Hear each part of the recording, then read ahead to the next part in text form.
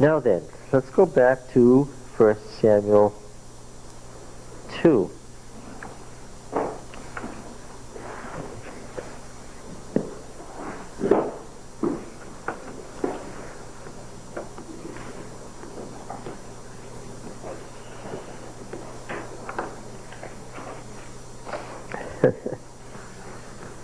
A passage written by the prophetic writer, 2:11.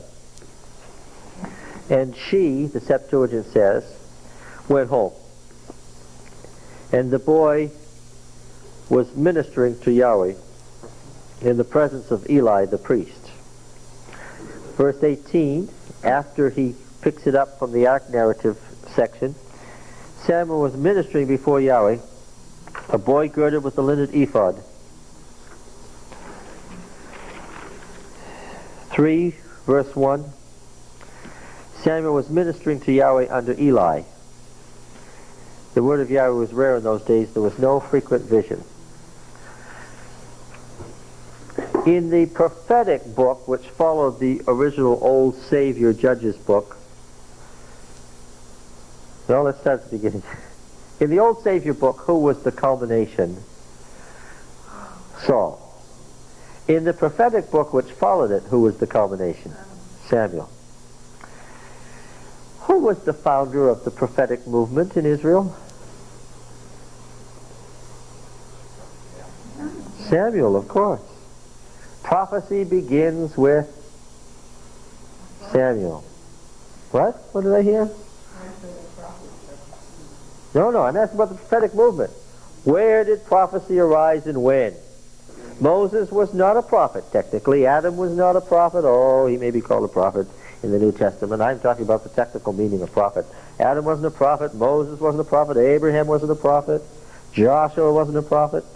Prophecy begins where? With Samuel. Samuel founds the prophetic movement. He is the great founder and revered in this material from the prophetic schools as the great prophet. In the prophetic narrative that was originally constructed in the Deuteronomic material, who is the one like Moses?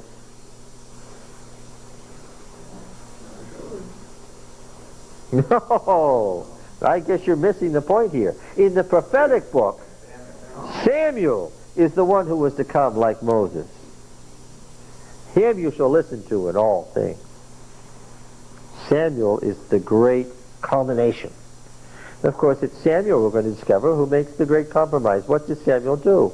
He splits the office of judge into what? Prophet and king. And sets up the tension between the prophet and the king.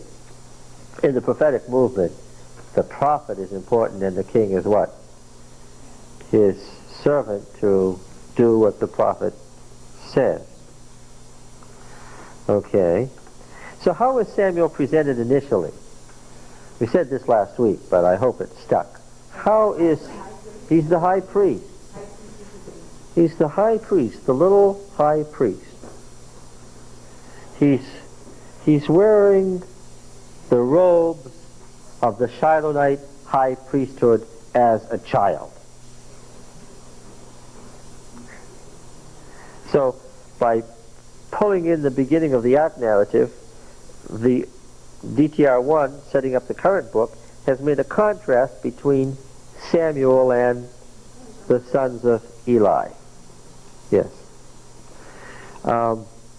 And each time he brings in a piece of the other material, he then gets back by repeating his statement that Samuel was ministering as priest under Eli. Now, the sons of Eli were sons of Belial. They had no regard for Yahweh. They were Hellions who had no respect for Yahweh. Now, do you think that Eli saw the error of his way in the raising of his own sons and took more care in how he raised Samuel? Because evidently Samuel was under the tutelage of Eli. That may have been true. However, that's not our author's point. Our author's point is that Samuel is better because he was conceived as a Nazir from birth. He had the Spirit of God in him, what? Yeah, from conception.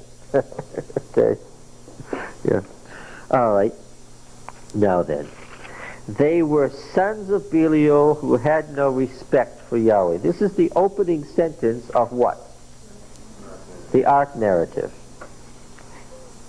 This is the once upon a time. This is, remember what we talked about, this explanation of why gods depart? Something so angers the God that finally he does what? He chooses to leave. This is of that literature. The custom of the priests, the word is mishpat, from shofet to judge, the judgment for the priests from the people was that when any man offered sacrifice, the priest's servant would come while the meat was boiling with a three-pronged fork in his hand, and he would thrust it into the pan or kettle or cauldron or pot. Do you understand what a conflated text means? What is a conflation? It means when you get a word, a common word, and another word is used when the writer writes, because if you had been copying that statement of Ellen White, you would have written the non-immortality of the what? Soul, instead of the wicked. So here we have a common word, and another word that's more common to someone else gets in, and then what happens? Then another, and finally you have, with this corrupt Masoretic text, what? You have all of them. Yes. Yes. So in the kettle, cauldron, pot, whatever, pan, all that the fork brought up, the priest would take for himself. So they did at Shiloh to all the Israelites who came there to sacrifice. You'll notice that as often I'm reading different words, other words, I'm adding some words and subtracting some words because of the Masoretic text. Now, before we go much further, let's remind ourselves that this is a typical example of how the law developed. Because what can we say for sure about this method of giving the priest his share? This is what it says in Leviticus and Numbers and Deuteronomy, right? No. Well, what does it say? Let's start at least with the Deuteronomic literature, Deuteronomy 18.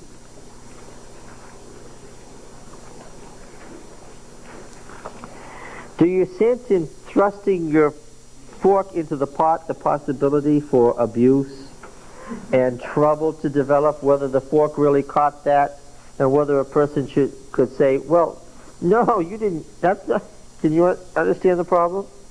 What does Deuteronomy 18 say here? The Levitical priests, that is all the tribe of Levi. Now right away we have trouble with the book of Leviticus in Deuteronomy 18 verse 1, don't we? What's the problem with the book of Leviticus as we read Deuteronomy 18 verse 1? Yeah. In Leviticus, who only are priests? The family of Aaron.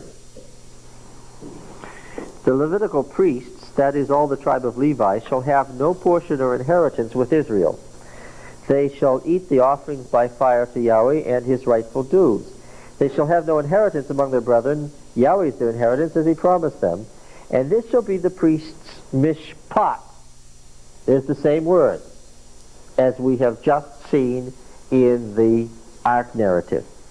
This shall be the priest's mishpat, or that which is adjudged their portion. Okay? If I can, it's from the root judge, to judge. It is that which is adjudged their portion. Same word. From the people.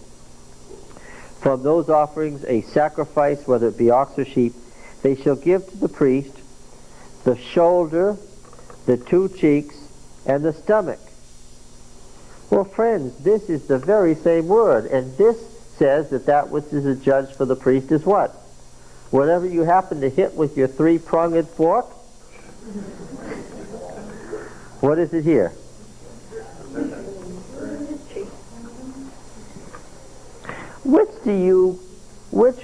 We can't prove it, but which would you see to be the earlier and which the later? Is clearly the earlier, yes. They couldn't hit anything, so they needed some. And if they, or they could hit, in the case of Samuel, in the case of Hophni and Phineas, they could hit too much. Yes. The first fruits of your grain and your wine and your oil, the first of the fleece of your sheep you shall give him. Yahweh your God has chosen him out of all your tribes to stand and to minister. Now who's doing that in Samuel? Samuel, a non-Levite, is doing that because we saw that in the Judges period, what? In Israel, who could become a priest? Whoever decided to take that up. This law regulates an earlier practice, doesn't it? Okay. Now, 18:6 is something that's going to have great bearing on what we're going to study today. And if a Levite comes from any of your towns out of all Israel where he lives, and he may come when he desires, to the place which Yahweh will choose, that's the one place where sacrifice could be offered, then he may minister, there's that word again, to the name of Yahweh his God, like all his fellow Levites who stand to minister before Yahweh. They shall have equal portions beside what he receives from the sale of his patrimony. This is interesting. This pictures a situation where there's a priest living somewhere else, where there isn't a temple, or at least there can't be a temple according to Deuteronomy.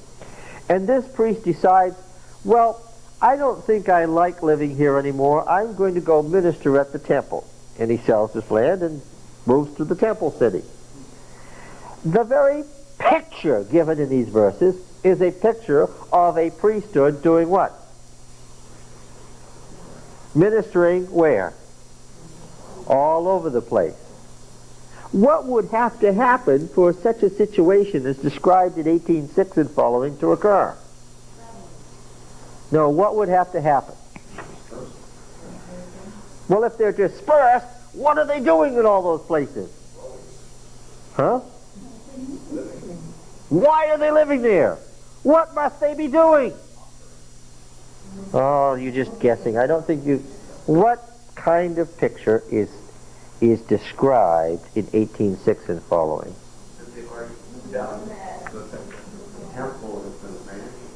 No, it's not a temple. It's the very reverse of that. The priests are deciding to do what? Read the text again. Now you're just wandering. How many temples may there be according to Deuteronomic law?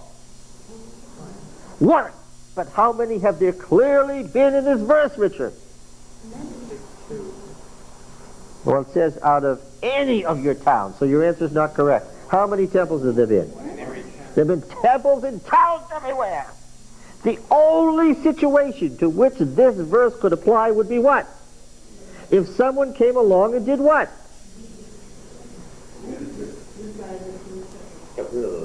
Got rid of all those temples in all those towns and left those priests with what to do? Nothing, except to make the decision to do what? Who did such a thing? Hezekiah and Josiah. Look, the verses originate from a situation that happened only twice.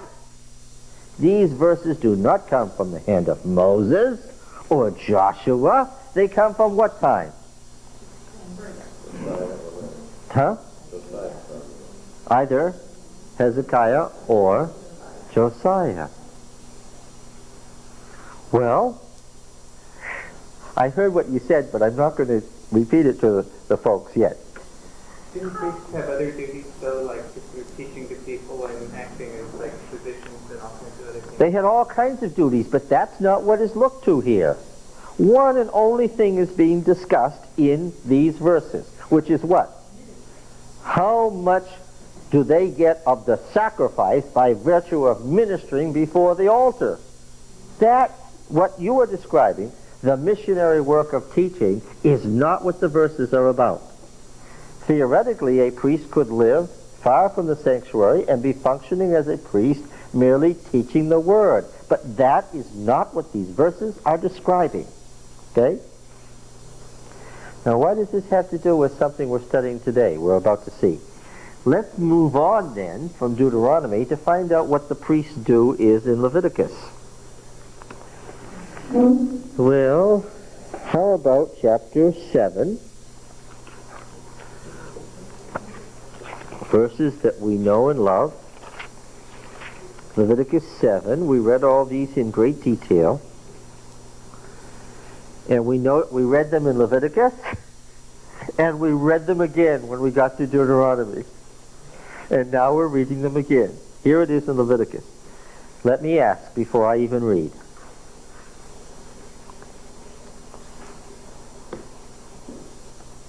Leviticus represents the practice in what kingdom? Everybody should answer together. If you don't know it by now, Leviticus represents the practice in what kingdom? The southern kingdom, Judah. To be more precise, Leviticus is the distillation of the practice of the various temples in Judah as it comes to be practiced where? In Jerusalem. What does it say? He that offers the sacrifice of his peace offering to Yahweh shall bring his offering to Yahweh. From the sacrifice of his peace offerings he shall bring with his own hands the offerings by fire to Yahweh. He shall bring the fat with the breast, that the breast may be waved as a wave offering before Yahweh. The priest shall burn the fat on the altar, but the breast shall be for Aaron and his sons. And the right thigh you shall give to the priest as an offering from the sacrifice of your peace offerings. He among the sons of Aaron who offers the blood of the peace offering and the fat shall have the right thigh for a portion. For the breast that is waved and the thigh that is offered I have taken from the people of Israel out of the sacrifices and their peace offerings, and have given them to Aaron the priest and to his sons as a perpetual due from the people of Israel. This is the portion of Aaron and of his sons from the offerings made by fire to Yahweh, consecrated to them on the day that they were presented to serve as priests to Yahweh. All right. Is this the same as the practice in Deuteronomy? It most definitely is not. Is this the same as the practice found in Samuel? Most definitely is not. Okay? So we have an earlier practice that develops into two different practices, both of which are preserved in Scripture.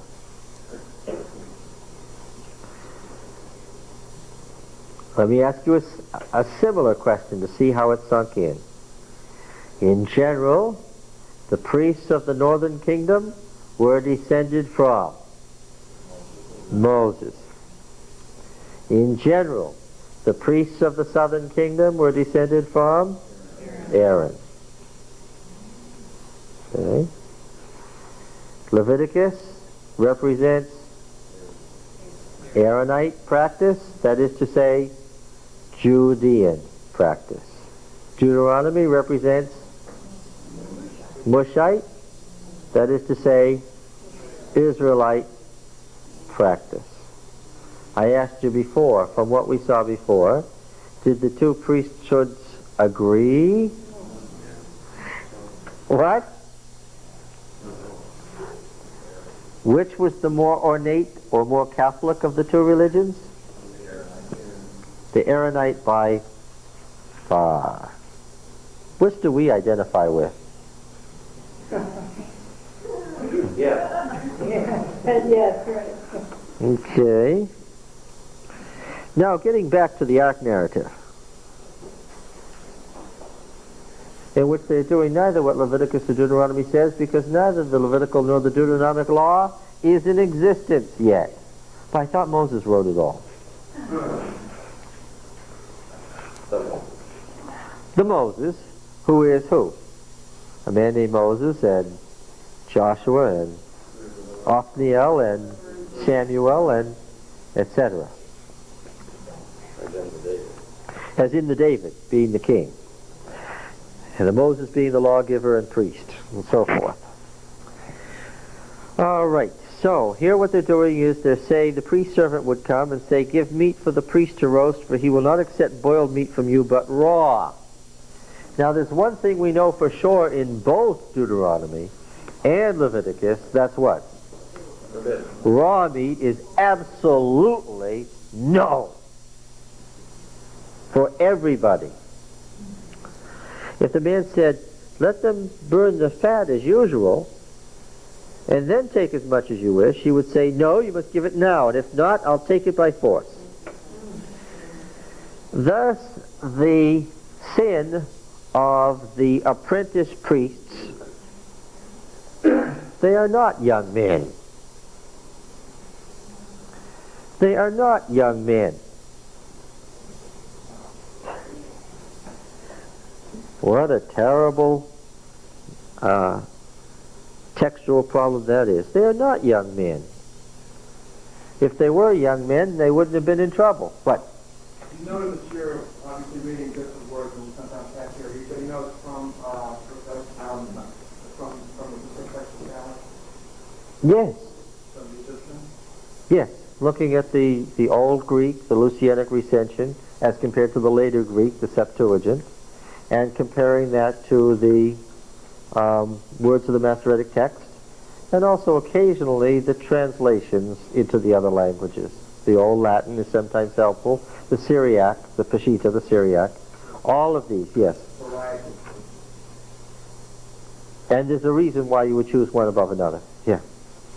In that rest a moment, the roast and the raw, Yes. I thought that originally the law of Moses said that in order to eat flesh you had to boil it. Supposedly, I'm very explaining it with the blood. Well, they tipped the animal upside down and slit its throat so that the blood drained out. Yes. Yes, and then boiling it, yes, that's that's the rabbinic explanation. Yes. But I always hear about it roasted for the offering, and then you go from there. Yes, that's right. Well, the blood has already been drained, and no, you don't have to boil it to get the blood out. That is now you're talking about Orthodox Judaism and the rabbinic interpretation of these texts. For unorthodox Adventists. Well, yes, or that's not an exegetical. A lot of times we do agree with the rabbis, but a lot of times we say the rabbinic explanation is just wrong. Rabbinic Judaism developed in the first century as a reaction to Christianity, and most of the Talmud is a 1st to 4th century AD production. Someone else? Okay. If not, I'll take it by force. Thus the sin of the apprentice priests was very great in the sight of Yahweh. For the men treated the offering of Yahweh with contempt. Extremely strong word in Hebrew. So you have the parallelism at the outset. They had no respect for Yahweh. The bottom of the paragraph, he treated the offering of Yahweh with contempt. Okay, going to verse 22. Now Eli was very old. He kept hearing, because it's a continuing tense, the Masoretic text is misreading and going to the simpler past tense. What's the rule? Lectio difficile, which means what? The more difficult reading is the original. Now Eli was very old, and he kept on hearing that his sons were doing to all Israel. And the rest of the sentence is supplied from Exodus 38:8 and is absolutely erroneous. The Masoretic text is making things up as they go along here to fill in the holes. The point has, everything has to do with the offerings, because by the offerings atonement is made. Everything else is secondary. There's nothing else they could do that would be worse. Okay? All right. He said to them, why do you do such things? For I hear of your evil dealings from all the people. No, my sons, it's no good report that I hear the people of Yahweh spreading abroad. If a man sins against man, gods will mediate for him. The will is plural.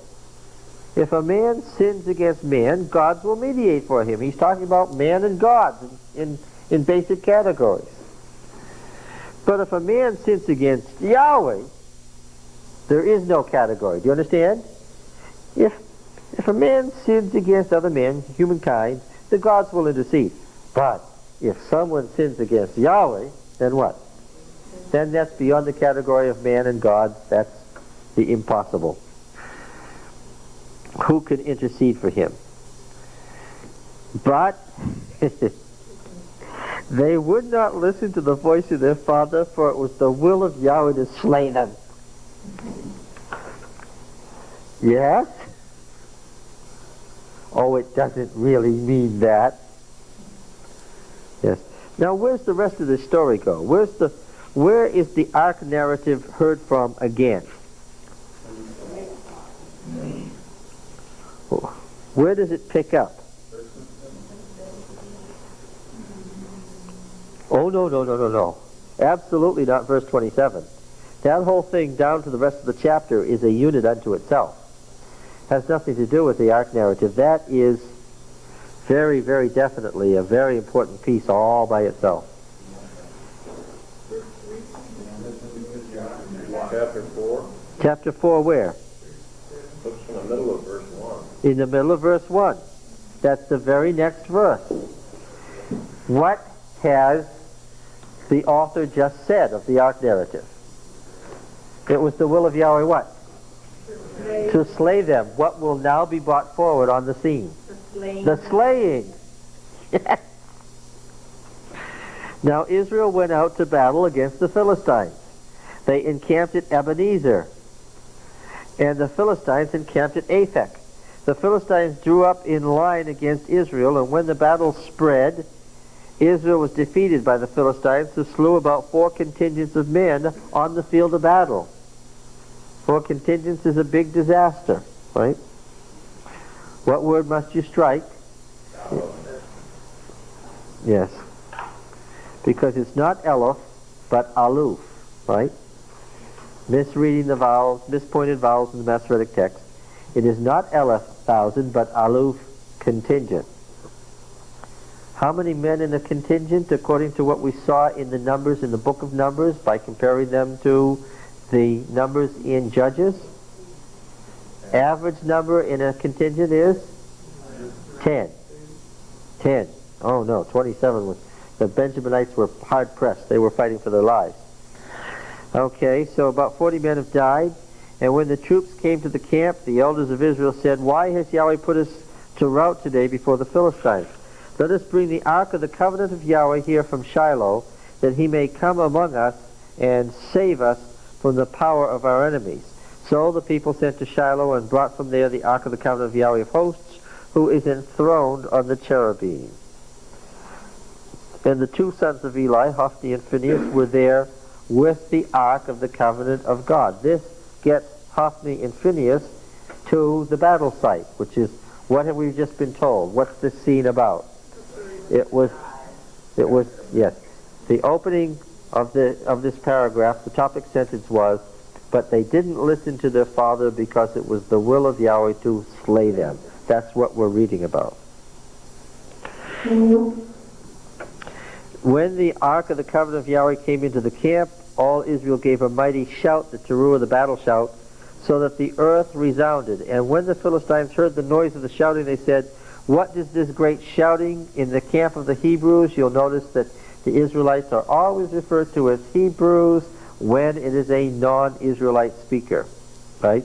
Because Hebrew means marauder. It means bad person, right?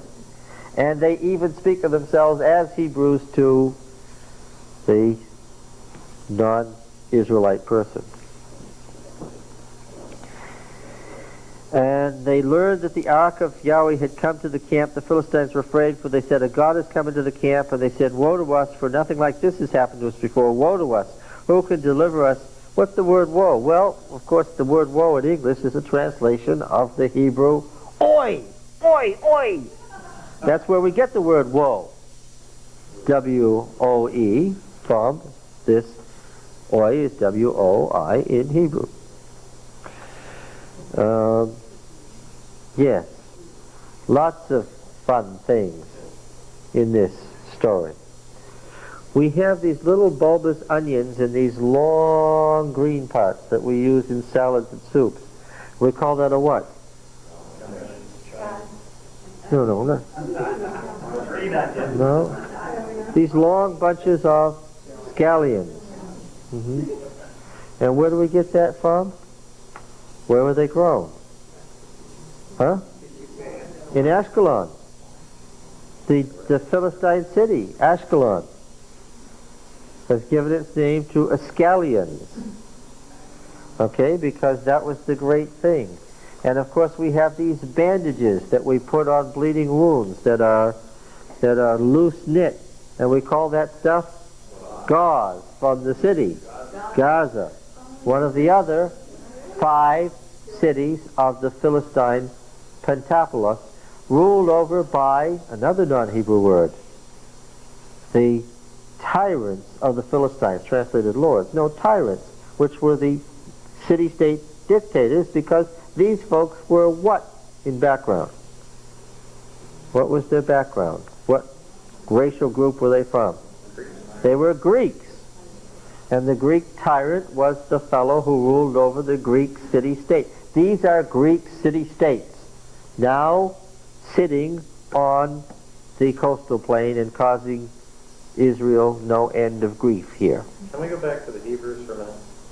This was a technical term, was it not, for marauding bands, actually, for bands of men who had no great warlord.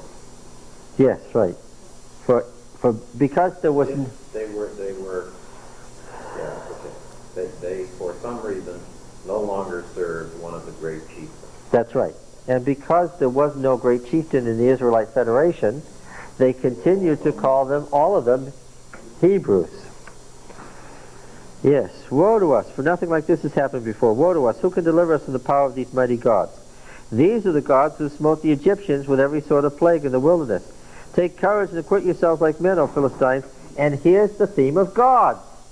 That's why it says, Eli says, if a man sins against a man, he introduces the subject himself, God, plural, they will mediate for him. Because the Philistines are talking about mighty gods. Okay, take courage and acquit yourselves like men, O Philistines, lest you become slaves to the Hebrews as they've been to you. Acquit yourselves like men and fight. So the Philistines fought, and Israel was defeated, and they fled every man to his home, and there was a very great slaughter, for there fell 30 contingents of foot soldiers. In other words, an army of 300, which is to say what? Virtually what? The whole army, a huge army, is lost on the field of battle. Remember, we found out that Gideon's band was what? Was little or lot? A lot. Yes. What? At the end it was a lot. 300. You weren't here, I can tell. But Gideon's band was the big army, and the Midianites were the little army, and Gideon was at the top, and they were at the bottom, and the big deal was he wouldn't do it, but finally he did. Now, there was a very great slaughter, and there fell 30 contingents of foot soldiers, and the ark of God was captured, and the 2 sons of Eli, Hophni and Phinehas, were slain. That was the topic. Getting back now, going back to 1 Samuel 2. Interspersed with this is the old prophetic narrative about Samuel, which creates quite an interesting feeling when you mix the two together. All right. Samuel, verse 18, was ministering before Yahweh, a boy girded with a linen ephod. We looked at the passages. The fine linen, the finely bound linen that only priests priests and angels wear in the Old Testament. This isn't the common word for linen. This is the fine twined linen that is the garb of priests and cherubim and seraphim only. Yes. His mother used to make for him a little robe and take it each year when she went up with her husband to make the yearly sacrifice. Then Eli would bless Elkanah and his wife and say, Yahweh fill you with children by this woman for the loan which you have dedicated to Yahweh. Of course, all on the root Sha'al, right? We went through that in chapter 1. We're not going to go through it again. And he would return to his home. And Yahweh visited Hannah, and she conceived and bore 3 sons and 2 daughters. And the boy Samuel grew in the presence of Yahweh. The word visited here, pakad, technical military term for Yahweh mustered her into his presence for judgment. And she was adjudged what? Worthy. It is a key term in our concept of investigative judgment.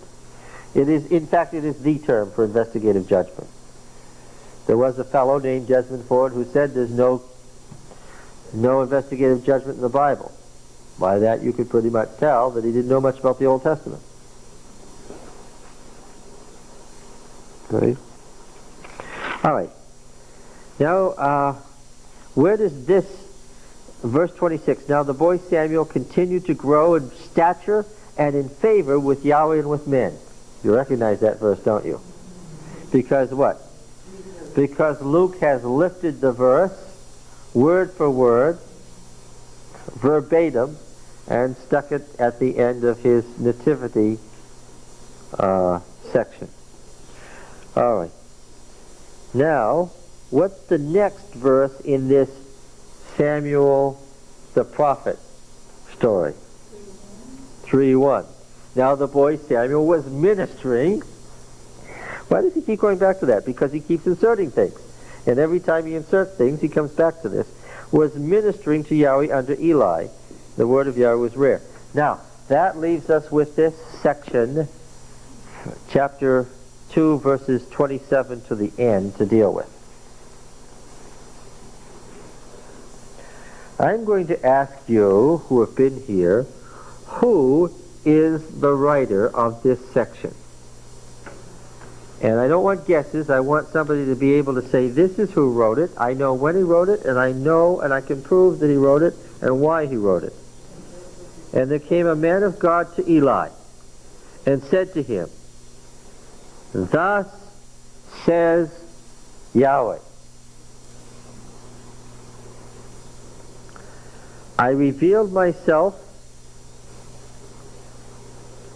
to the house of your father when they were in Egypt, slaves to the house of Pharaoh. And I chose them out of all the tribes of Israel to serve as my priests, to approach my altar, to burn incense, to wear an ephod, and I gave to the house of your father all my offerings by fire from the people of Israel. Why then look with greedy eye at my sacrifices and my offerings which I commanded, and honor your sons above me by fattening yourselves upon the first parts of every offering of the people of Israel? Therefore Yahweh the God of Israel declares, I indeed did say, I did most certainly say, that your house and the house of your father should go in and out before me forever. But now I say, far be it from me. Should be able to tell me who's writing and when. For those who honor me, I will honor. And it is most certainly not Samuel. And I will honor, and those who despise me will be lightly esteemed. Behold, the days are coming when I will cut off your strength and the strength of your father's house, so that there will not be an old man in your house. Then in distress you will look with envious eye on all the prosperity which shall be bestowed on Israel, and there shall not be an old man in your house forever. The one man of you,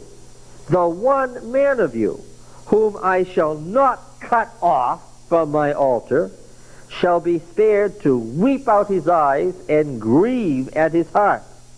And all the increase of your house shall die by the sword of men. And this shall befall your two sons Hophni and Phinehas, which shall be a sign to you. Both of them shall die on the same day. And I will raise up for myself a faithful, that is, secure priest, singular, who shall do according to what is in my heart and in my mind. And I will build him a sure house, and he shall go in and out before me forever. And every one who is left in your house shall come to implore him, singular, for a piece of silver or a loaf of bread, and shall say, put me, I pray you, in one of the priest's places, that I may eat a little morsel of bread. Who is writing here? It's filled with all the indicators. Who is the writer? And when is he writing?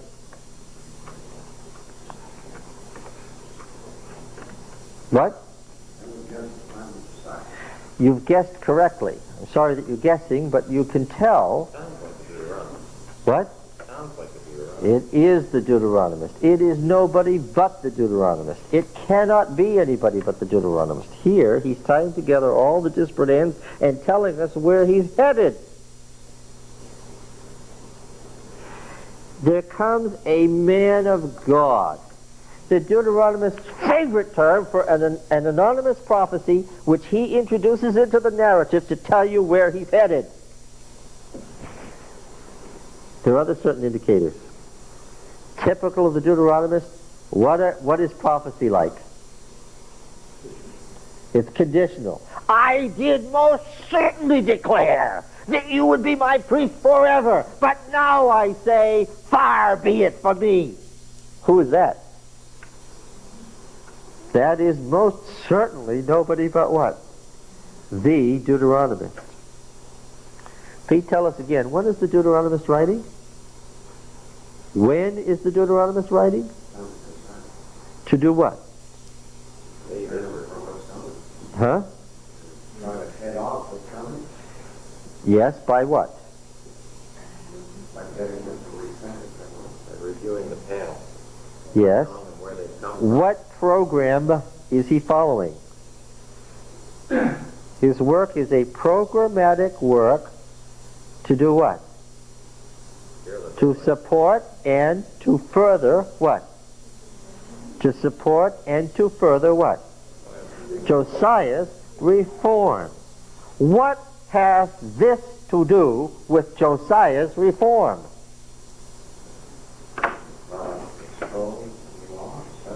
What has this section here to do? This, what is described right here, to do with Josiah's reform? Well, it sounds like he's trying to straighten out the priestly office first so that the people can then straighten out. Because if the priestly office is leading the people astray, you've got to start at the top in order to straighten out. All right, there is certainly something about the priesthood going on here. That is certainly true. Keeps coming back to that perpetuity thing. Yeah, What? he keeps harping on that theme of perpetuity. What about this? I will build him a sure house that will stand forever, and he'll go in and out before my anointed forever. Folk, here's the promise of a certain priest who would go in and out before the Lord's anointed forever before we have what? We don't have any Lord's anointed. What does that tell you? We haven't even heard of a Lord's anointed yet, have we? Is there a king here? Has anybody even thought of a king here? What does that tell you? From what time are we talking? Now, who is the Lord's anointed forever? David. Now then, we're looking for a priest who will be one who will receive a sure house. What is the promise to David and where is it found?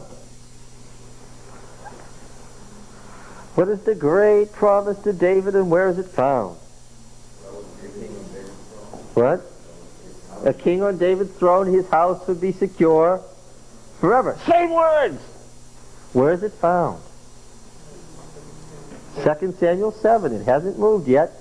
And, okay, so let me say for the 427th time, memorize 2 Samuel 7 as the promise to the house of David. What? Only 426. I have miscounted. You're right. Now some events happened here that this passage should put you in mind of. It is a little difficult. I'm asking you to understand exegetically the meaning of this passage by understanding where the Deuteronomist is going before you've gotten there, but I have to presume that you've read the Bible before today. Okay? This is one of those unfortunate times where you have to know what it says before you can understand what it says. You have to know the end from the beginning. Now what happened? Do you remember what happened to Eli's house? Yeah, they got killed. What? Destroyed by Saul. They were destroyed by Saul? Two sons died. Three battles. Well now, the death of the two sons on the same day is only a sign. It's not the prophecy, it's a sign that the prophecy is going to be fulfilled. The prophecy is, what? There won't be an old man. There won't be an old man in your house, that they would not serve or minister before his altar, that in their place is going to come a faithful priest. Now as it said here, you assume the faithful priest is Samuel, but we're going to find out it is not Samuel. Remember how Deborah said, you know, you're going to give your glory to a woman, and it looked like Barak was going to give his glory to Deborah, but it wasn't Deborah, that was a trick? Okay, where is this headed? Well, let's read 1 Samuel 21. 1 Samuel 21. Now we have to keep our finger right here. We're not leaving 1 Samuel 2. This is all by way of exegeting 1 Samuel 2. In 1 Samuel 27, something happened. 1 Samuel 27, Saul is chasing David for reasons that are far too complex to explain here. And David said in his heart, I shall now perish one day by the hand of Saul. There's nothing better for me than that I should escape to the land of the Philistines. Then Saul will despair of seeking me any longer within the borders of Israel, and I shall escape out of his hand. So David arose and went over, and 600 men who were with him to Achish, king of Gath, and so forth. And David is making reigns, isn't he? Oh, I'm close, but I'm wrong. Is it? Yep. It must be chapter 21. That's too far down. David's escaping all right in chapter 21. And he comes to, this is just after Jonathan has warned him that Saul, his father, does intend to kill him, and so he better leave. Jonathan and David's wife, the children of Saul, are in league with him to get the kingdom for him. Saul is trying to kill him. Then came David to Nob, 21:1, to Ahimelech the priest. Now this Ahimelech is the grandson of Eli. Why is he at Nob? Where was Eli holed up? What was the temple site? What was the center of the Israelite League? Shiloh. Now Shiloh has been the center of the Israelite League ever since Abimelech, am I right? The son of Gideon, What's the son of Gideon's name? Oh, we're in trouble now. Huh? Is that right? Okay. Ever since Abimelech had destroyed what place? What had been the original center of the league? Shechem. Ever since Abimelech had destroyed Shechem in Judges 9, what place had taken over for Shechem? Shiloh. It had been the center of the Israelite League for, well, nearly 200 years. And now the priests are at Nob, a village south of Shiloh. Why? What? The Bible never tells us. By excavation we know. The Bible never tells us. By excavation we know that in the middle of the 11th century, in other words, right at the time of this battle, the Philistines overran Israel, destroyed all its cities, destroyed Shiloh completely, razed it burned it to the ground. There's nothing left.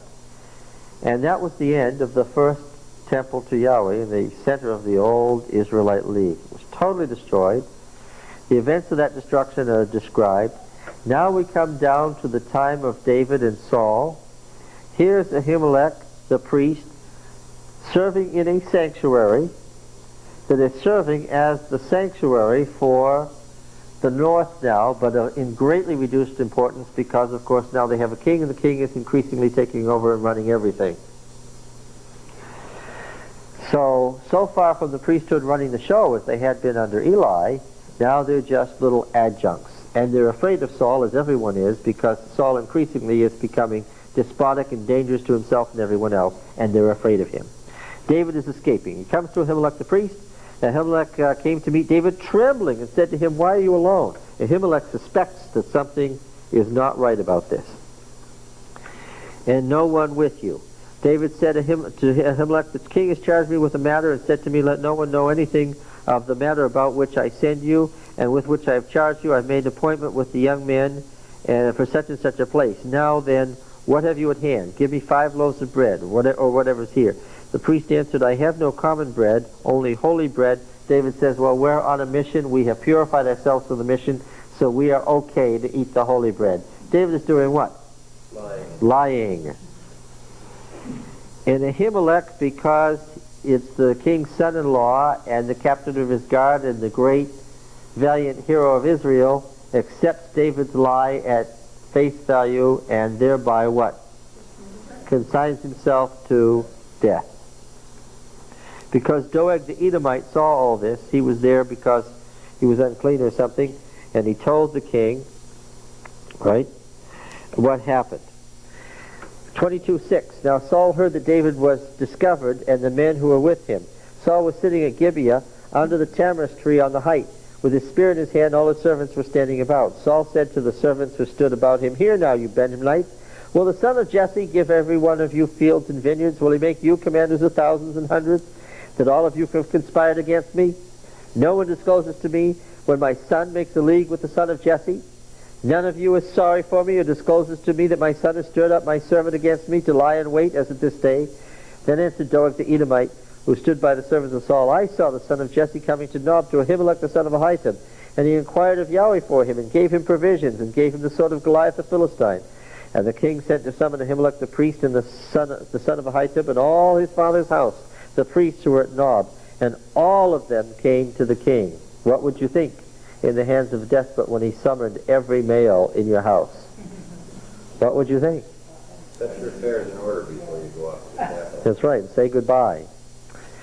And Saul said, "Hear now, son of Ahitub." He answered, "Here I am, my lord." Saul said to him, "Why have you conspired against me, you and the son of Jesse, in that you've given him bread and a sword, and have inquired of God for him, so that he's risen against me to lie in wait this day?" Then Ahimelech answered the king, "Who among all your servants is so faithful as David, who is the king's son-in-law, and captain over your bodyguard, and honored in your house? Is today the first time I've inquired of God for him? No, let not the king impute anything to his servant or all the house of my father, for your servant has known nothing of all this, much or little." The king said, "You shall surely die, Ahimelech, you and all your father's house." The king said to the guard who stood, "Turn and kill the priests of Yahweh, because their hand also is with David." And they knew that he fled and did not disclose it to me, to fall on the priests of Yahweh. The king said to Doeg, They said, no, the servants said, we don't want to follow the king. Said to Doeg, you turn and follow the priest. And Doeg the Edomite turned and fell on the priest, and he killed on that day 85 persons who wore the linen ephod. And Nob, the city of the priests, he put to the sword, both men and women, children and sucklings, oxen and asses and sheep he put to the sword. But the sons of Ahimelech, the son of Ahitub, one son named Abiathar, escaped and fled after David. And Abiathar told David that Saul had killed the priests of Yahweh. David said to Abiathar, I knew on that day when Doeg the Edomite was there that he would surely tell Saul, I have occasioned the death of all the persons in your father's house. Stay with me, fear not, for he that seeks my life seeks your life. With me you will be in safekeeping, and so forth. Now then, David becomes king, and from king he becomes king of Israel, and from king of Israel he becomes emperor of the world. And then he suffers various troubles in his own house, remember? One of which was the revolt of his oldest son, who intended to kill him and become emperor in his place. And so David is leaving the city of Jerusalem, potentially for the last time, to die at his son's hand. And in 2 Samuel 15, we have him leaving. Was it unusual for an emperor's son to try to kill the emperor and become emperor in his place? No, this is the norm. Nothing unusual about this.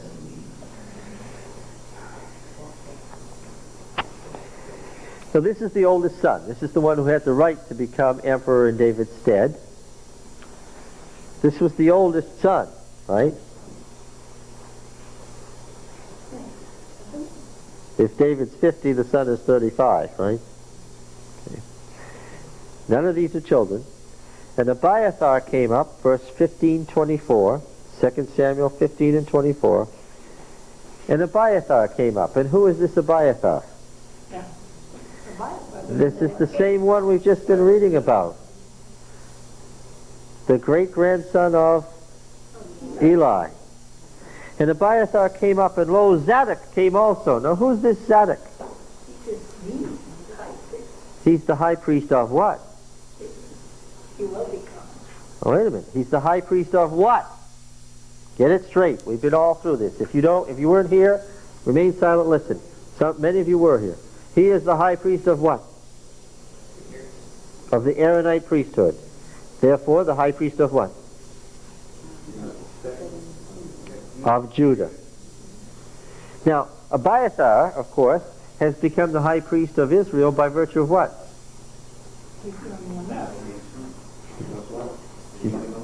So he's the high priest of Israel. David was an emperor. He had to deal with two Hebrew kingdoms, Israel and Judah, that were rivals. So how many priests did he have? Two. That's why there's Abiathar and Zadok. A high priest of Israel and a high priest of Judah. And Abiathar came up, and lo, Zadok came up also with the Levites, bearing the ark of the covenant of God, and they set down the ark of God until the people had all passed out of the city. Then the king said to Zadok, carry the ark of God back into the city. If I find favor in the eyes of Yahweh, he will bring me back and let me see both it and his habitation. But if he says, I have no pleasure in you, behold, here I am. Let him do to me what seems good to him. The king also said to Zadok the priest, look, go back to the city in peace, you and Abiathar with your two sons, Ahimaaz your son, and Jonathan the son of Abiathar. See, I will wait at the fords of the wilderness until word comes from you to inform me.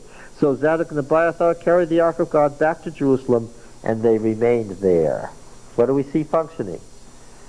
David's two priests. I wonder how well this worked. Don't know the day-to-day details. I don't know how well they got on. In any case, Absalom, father of peace, was killed. His revolt failed. Who was next in line? Who was next in line? Who was the next son? Who was the next son? David had hundreds of children, of course. Who was the next son?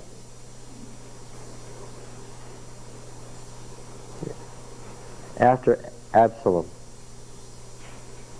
Adonijah, of course. 1 Kings chapter 1. 1 Kings chapter 1. 1 Kings chapter 1. Now King David was old and advanced in years, and although they covered him with clothes, he could not get warm. Therefore his servants said, "Let a young maiden be brought to nurse you," and so forth. Verse 5. Now Adonijah the son of Haggith exalted himself, saying, "I will be king." Is that a bad idea? Well, the old emperor was non-functioning, and what? He was next in line. Adonijah, my Lord is Yahweh. Right? Right? What? Should have waited his turn? Well, now what was the promise? 2 Samuel 7. Keep your finger here. 2 Samuel 7.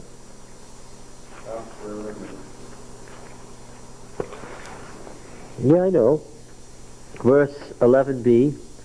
Moreover, Yahweh declares to you that Yahweh will make you a house, punning on the temple.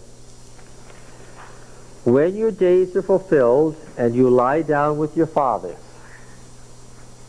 when you die, I will raise up your offspring, singular,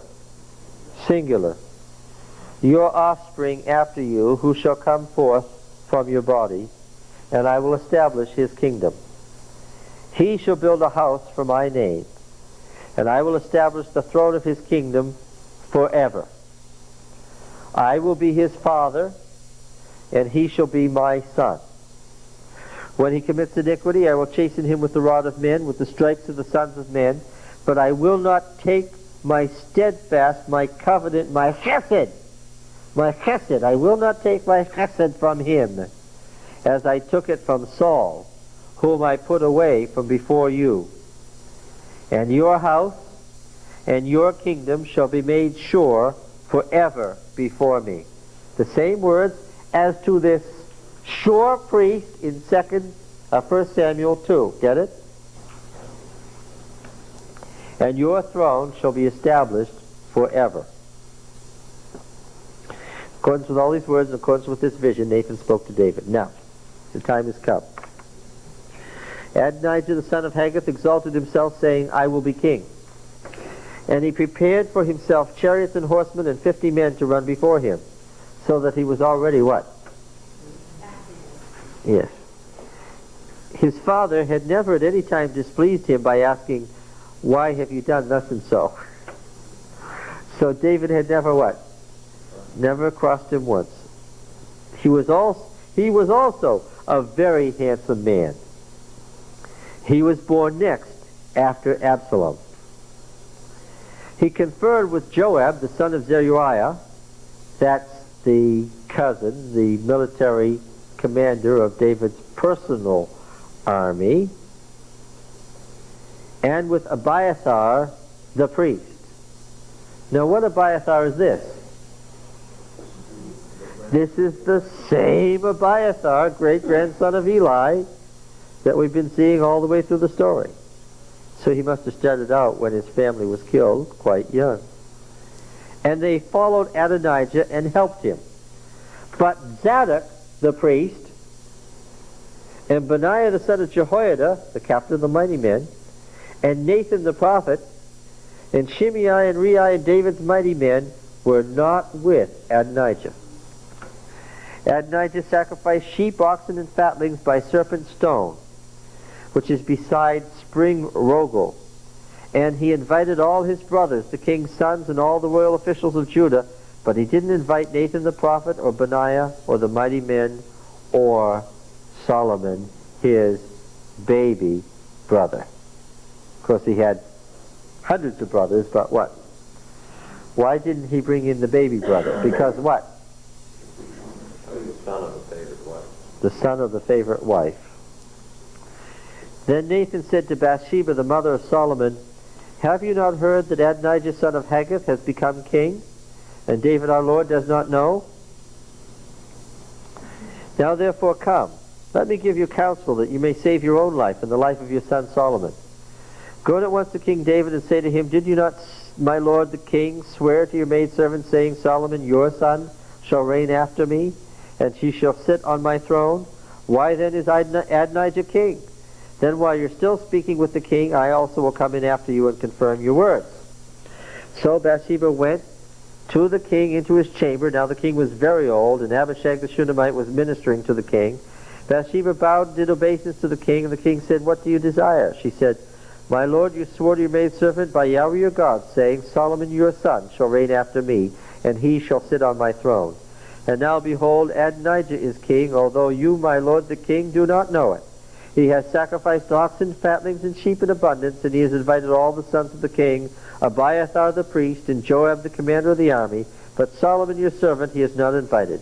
And now, my lord the king, the eyes of all Israel are upon you, to tell them who shall sit on the throne of my lord the king after him. Otherwise it will come to pass when my lord the king sleeps with his fathers, that I and my son Solomon shall be counted as offenders. While she was still speaking with the king, Nathan the prophet came in. They told the king, Here is Nathan the prophet. When he came in before the king, he bowed before the king with his face to the ground, and Nathan said, My lord the king, have you said, Adonijah shall reign after me, and he shall sit on my throne? For he has gone down this day and has sacrificed oxen, fatlings, and sheep in abundance, has invited all the king's sons, Joab the commander of the army, and Abiathar the priest. Behold, they are eating and drinking before him, and saying, Long live King Adonijah. But me, your servant, Zadok the priest, and Benaiah the son of Jehoiada, and your servant Solomon, he is not invited. Has this thing been brought about by my lord the king? And have you not told your servants who would sit on the throne of the king after him? King David answered, Call Bathsheba to me. So she came into his presence, stood before the king. The king swore, As Yahweh lives, who has redeemed my soul out of every adversity, as I swore to you by Yahweh the God of Israel, saying, Solomon your son shall reign after me, and shall sit on my throne in my stead. Even so will I do this day.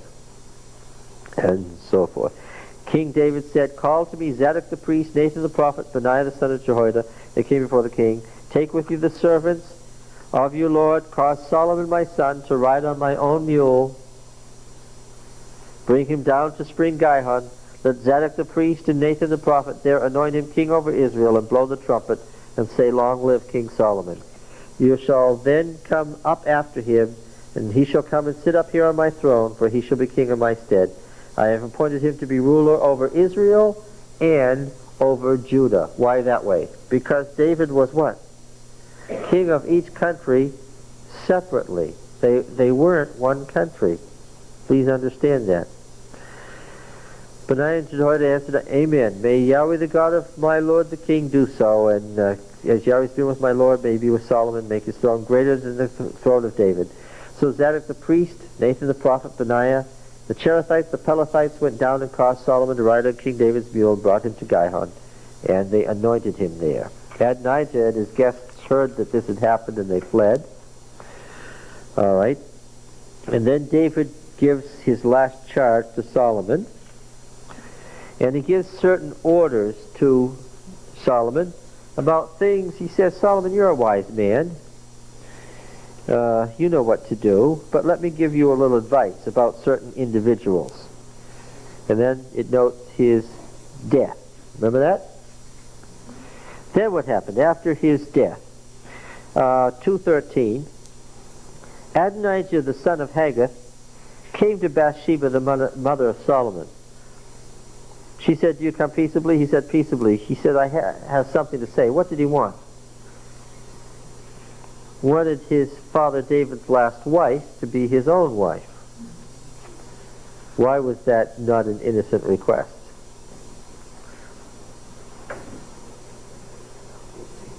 Huh? No, it was... What was he really asking for? He was asking to be next in line should anything happen to Solomon. But Solomon saw through this in the way his mother didn't. She asks for this woman to be given to the half-brother. And Solomon says, and it's found in verse 22, King Solomon answered his mother, Well, why do you ask Abishag the Shunammite for Adonijah? Ask for him the kingdom also, for he is my elder brother. And on his side are Abiathar the priest and Joab the son of Zeruiah. What's he saying? This is a much older man. He's just come to the throne. The mother comes in and says, well, now, this would probably make peace with your brother. He wants this. He sees through it and sees what? Yes, he does. Well, more than that, too. The wives of the dead king became part of the new king. The new king's household, that's right. Wherever those women ended up would be assumed to be the new king. That's right. Yes. Then King Solomon swore by Yahweh, saying, God do so to me, and more also, if this word does not come to cost Adonijah his life. Now therefore, as Yahweh lives, who has established me and placed me on the throne of David my father, and who has made me a house, as he promised, and who has made me a house, as he promised. That's a reference to what? To the Nathan oracle.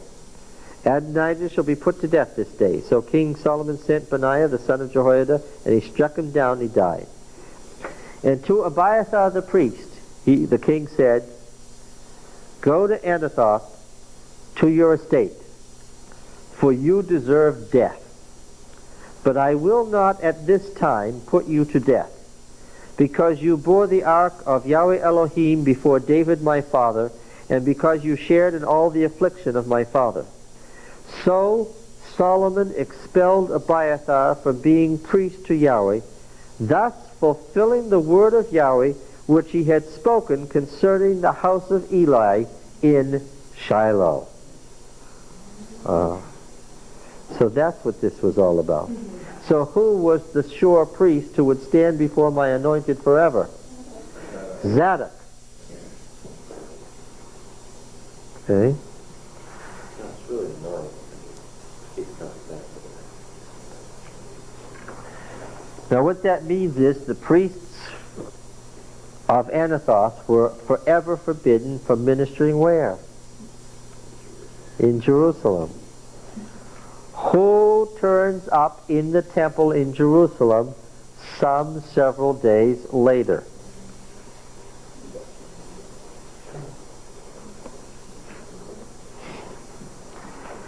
Turn to Jeremiah chapter 7.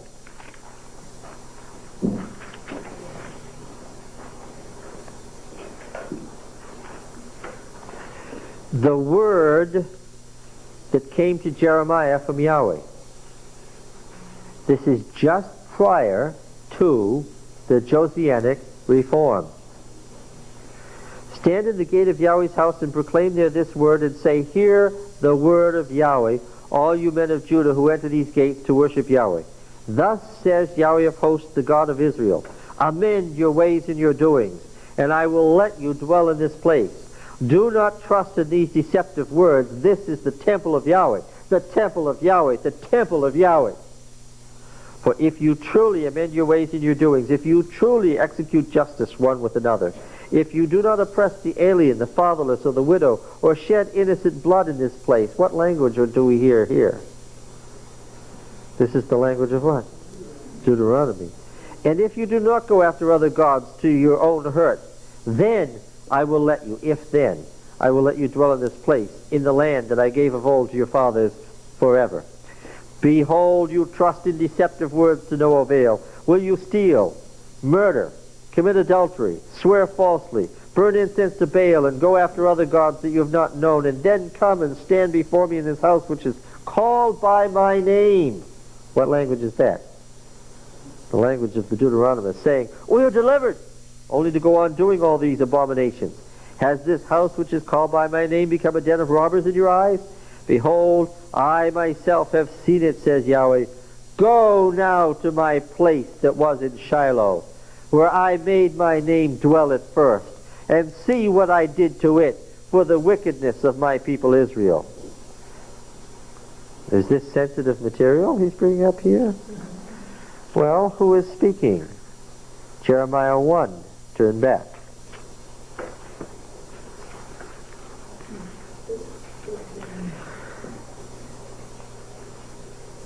Jeremiah 1 and verse 1. These are the words of Jeremiah, the son of Hilkiah, of the priests who were in Anathoth in the land of Benjamin.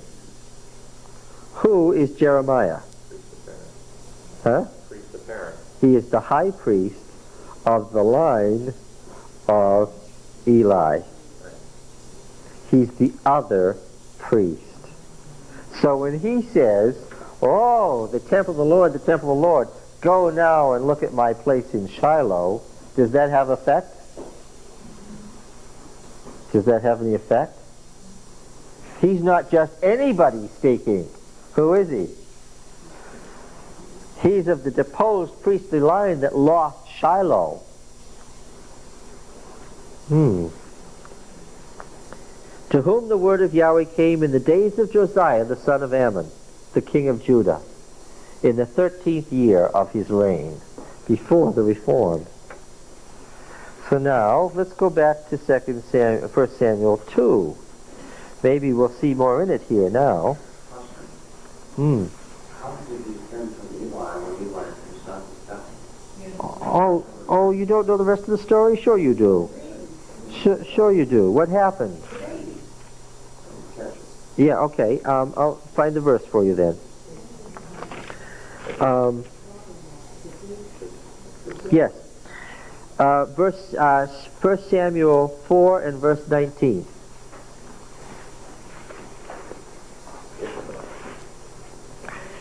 Now his daughter-in-law, 4:19.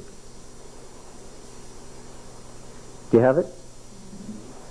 Now his daughter-in-law, the wife of Phinehas, was with child about to give birth. When she heard the tidings that the ark of God was captured, that her father-in-law and her husband were dead, she bowed and gave birth, for her pains came upon her. And about the time of her death, the women attending her said, Fear not, for you bore a son. But she did not answer or give heed, and she named the child Kavod. Kavod, the glory, right? What has happened to the glory? Has departed. Saying the glory has departed from Israel. Because the ark of God had been captured, because her father-in-law and husband, she said, the glory has departed from Israel, for the ark of God has been captured. And that child, Ichabod, continues the line. Now, getting back. Who did I say was probably the Deuteronomist? We said it had to be somebody in Josiah's reign, and somebody with tremendous importance and tremendous authority, whom nobody would dare fight with about rewriting the history of Israel, who had such authority that he could mess with the records and reinterpret theologically the past, and who was also not of the temple priesthood, and who was attacking the temple and the priesthood as it stood. There aren't many people who can meet all those requirements. And there came a man of God to Eli.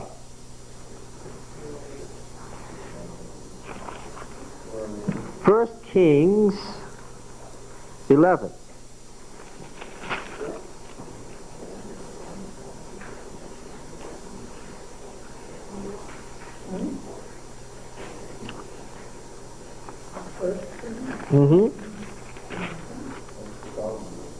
I know.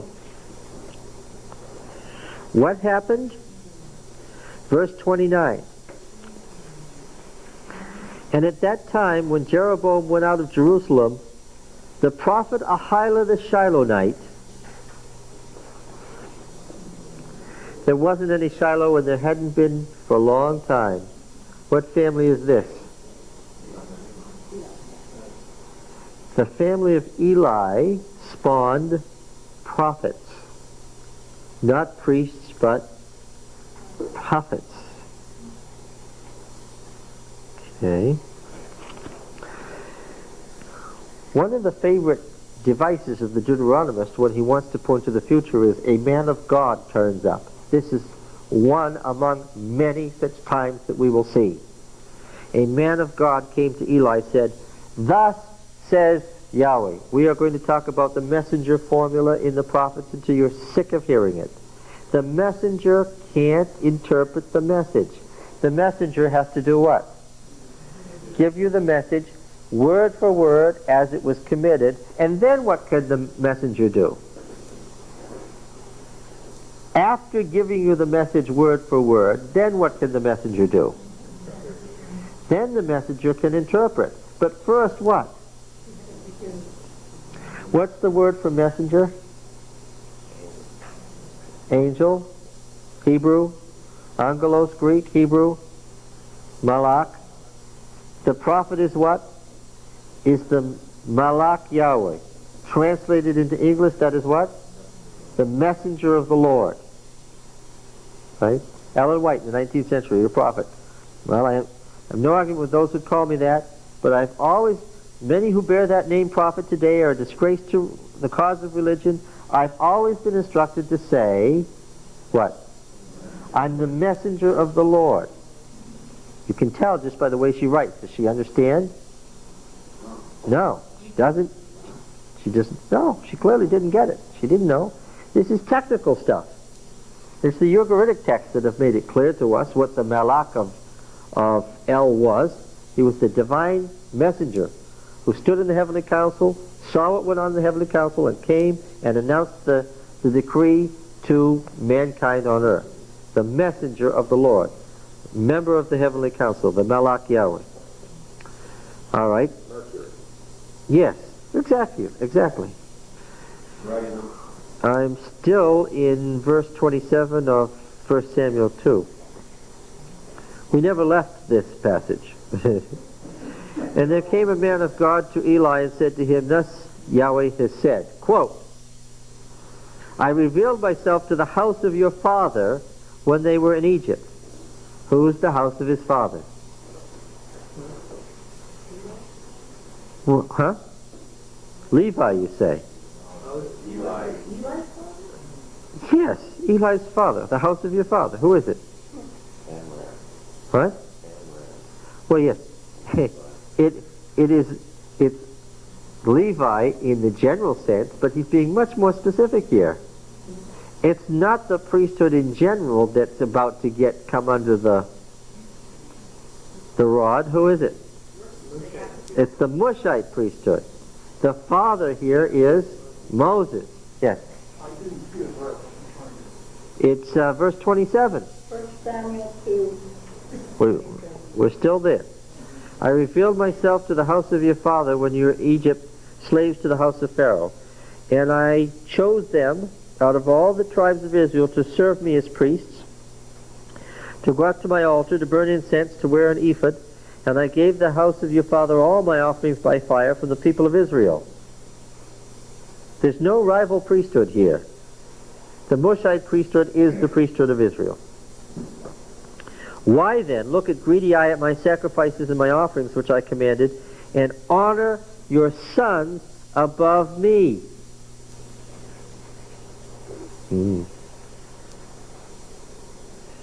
By fattening yourselves upon the first parts of every offering. First part goes to Yahweh. Therefore, thus Yahweh your God declares, there's always a declaration in this. We'll see it again and again in the message formula. Therefore, thus says Yahweh now. This is what he's saying now. Preamble, then the point. We passed through the preamble, now we come to the point. I promise that your house and your father and that of your father should go in and out before me forever. Conditionality is one of the Deuteronomy's great things. But now Yahweh declares, far be it from me. For those who honor me I will honor, and those who despise me will be lightly esteemed. Behold, the days are coming when I will cut off your strength and the strength of your father's house, the Mushite priesthood, so that there will not be an old man in your house. And one of the ways that happens is Saul, right? But then there's another way. Then in distress you will look with envious eye at the prosperity which will be bestowed on Israel, and there shall not be an old man in your house forever. And that's looking to something somewhat different. The one man, the single man, of whom I will not cut off from my altar, which is surely Abiathar, shall be spared to weep out his eyes and grieve his heart, and all the increase of your house shall die by the sword of men, which certainly refers to Saul. And this which shall befall your two sons, Hophni and Phinehas, shall be the sign that this is going to happen. Both of them shall die on the same day. And I will raise up for myself a secure priest. Who is it? Zadok. Are you catching it? Who is the faithful, secure priest? Zadok. He's looking forward to the future. Who shall do according to what is in my heart and in my mind, and I will build him a sure house. Anticipating the Nathan oracle. Anticipating the Nathan oracle. This could not have been written in the time of Eli. This would have made no sense in the time of Eli. And I will build him a sure house, and he shall go in and out before my anointed, who is what? David, or more precisely, David stand in Solomon forever. And everyone who is left in your house, read the dispossessed Mushite priesthood who has no way to make a living, shall come to him for a piece of silver. There wasn't any money. There weren't any pieces of silver in Eli's time. This is from a much later time. Or a loaf of bread, and say, put me, I pray you, in one of the priest's places, that I may eat a morsel of bread. When all the outside temples are closed down and only Jerusalem is functioning, so that all these priesthoods outside of Jerusalem don't have a way to make a living anymore. This is referring to what? Josiah's reform. You said at the beginning, what? That of the two possible times, it has to be Josiah's time. Let's read this in 2 Kings.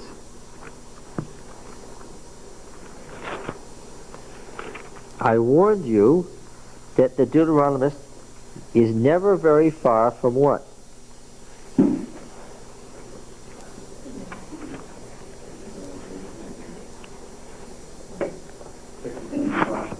Second Kings 23.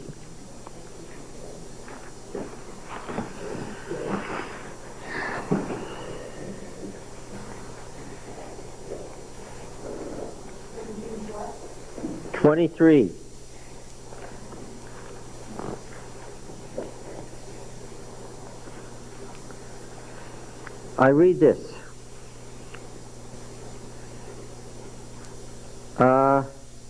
Verse 4.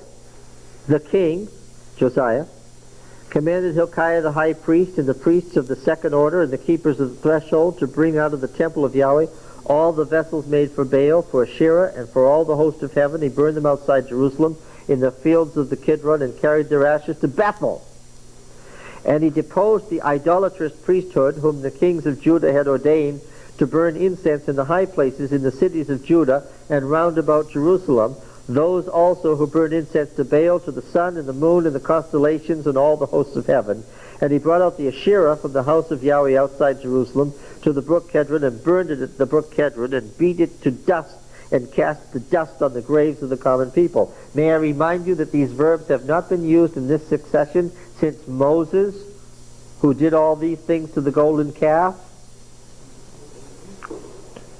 That he's here in these verses comparing Josiah's reform to Moses.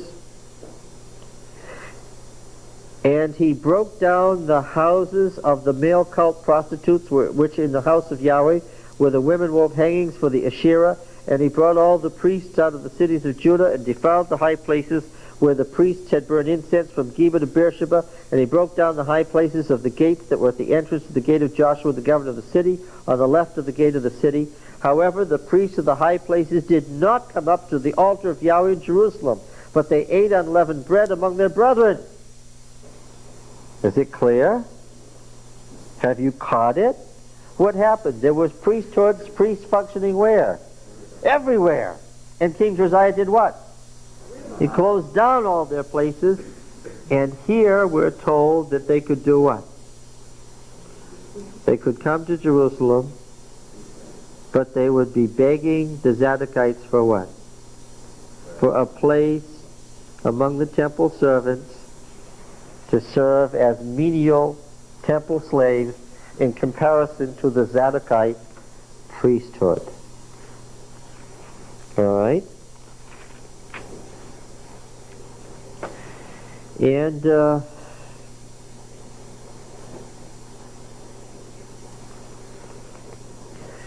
verse 18. He said, "Let it be. Let no man remove his bones, the bones of the man of God who went to Bethel." Remember the man of God? There came a man of God to Bethel. So they let his bones alone with the bones of the prophet who came out of Samaria, and all the shrines also of the high places that were in the cities of Samaria, which the kings of Israel made, provoking Yahweh to anger, Josiah removed. He did to them according to all that he had done at Bethel. He slew all the priests of the high places who were there upon the altars, and burned the bones of the men upon them. Okay. Now, going back to 1 Samuel 2,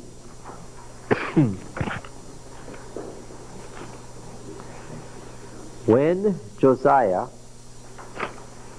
destroyed everyone for being priests except the sons of Zadok. Who did you say Jeremiah was the son? He was an Elite. He was a... So, He couldn't serve in the temple in Jerusalem. In fact, his family wasn't even to enter Jerusalem except what? Under potential of... but then again he had, he was able to, he had access to all this material. Not as a priest, but as what? As not as a scribe, no. As what? As Yahweh's prophet. And the prophetic movement is looking forward here to the fact that prophets don't what? Prophets don't grow old. He has a double entendre, and there'll never be an old man in your house.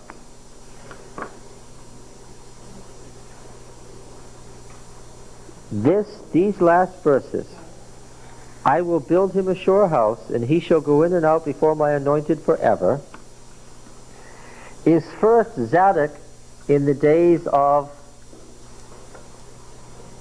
David and Solomon, but is more specifically the Zadokite priesthood when Josiah deposes all other families everywhere in Israel and Judah from serving as priests. Finally, who only can be priests?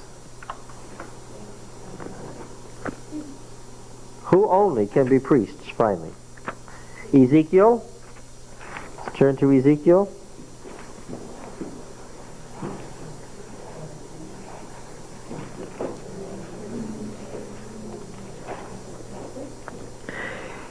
In the 30th year, oh dear, Ezekiel 1. In the 30th year, in the 4th month, on the 5th day of the month, as I was among the exiles by the river Kibar, the heavens were opened, and I saw visions of God. On the 5th day of the month, it was the 5th year of the exile of King Jehoiakim, the word of Yahweh came to Ezekiel the priest, the son of Buzi, in the land of the Chaldeans. Now when we turn to the chronicler and we find out who this man was, what family is he from? What would you guess? He's the family of Zadok. And in Ezekiel 40, when we have the great vision of the restored kingdom, in Ezekiel 40 to 48, the restored temple, right? Here's the restored temple being described. Right? And as we read these passages in Ezekiel 40 to 48, and we find out all about the priesthood, what do we find out? Chapter 40, verse 44. This is the bronze man, the bronze man from heaven. Then he brought me from without the inner court, and behold, there were 2 chambers in the inner court. At the side of the north gate facing south, the other the south facing north. He said to me, the chamber which faces south is for the priests who have charge of the temple, and the chamber faces north is for the priests who have charge of the altar. These are the sons of Zadok, who alone among the sons of Levi may come near Yahweh to minister to him. And he measured the court 100 cubits long and 100 cubits broad, 4 square, and so forth, being a forerunner of the New Jerusalem. Okay? So Ezekiel is the representative of?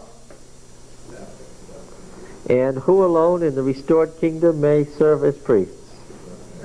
The Zadokite priests. And where do they turn up again? No, Jeremiah is absolutely not. Jeremiah is what? Have you been here with us? Yeah. Jeremiah is what? He is the Mushite, the Elites, who were the leaders of the Mushites, and Ezekiel is of the Zadokites, who were the leader of the Aaronites. Right? Well, where does this turn up again? What? The Sadducees, which of course is the Greek softened form of the word Zadok. Zadoki is just Sadducee. Oh, yes. Those same people.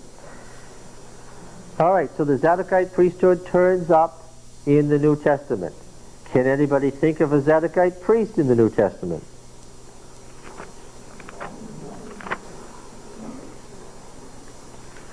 Huh? Can anybody think of a Zadokite priest in the New Testament? What?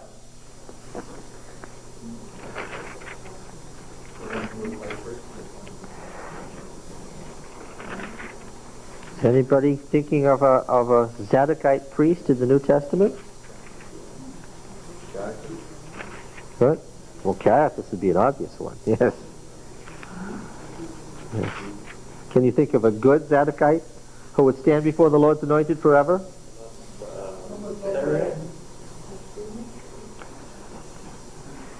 Luke 1.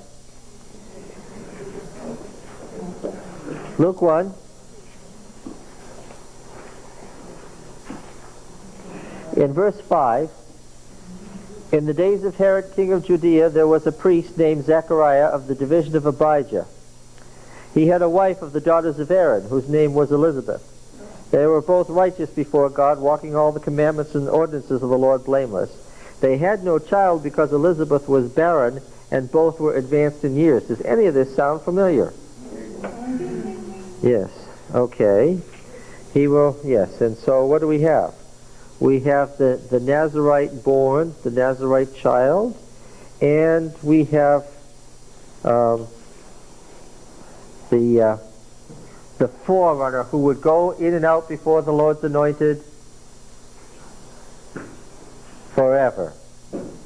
What do we need? If we're going to have a son of David forever, what do we need? We need a priest of the house of Zadok to go in and out before the Lord forever. That's the Old Testament background and why he says what he says here. It's always nice to know the beginning of the story before you get to the end, isn't it? Yes. So I said that we had this passage in 1 Samuel 2 that would occupy some of our time. And it has. Yes. There's a lot in those verses, as usual. There's even more, but we don't have any time to tell it now. Bye.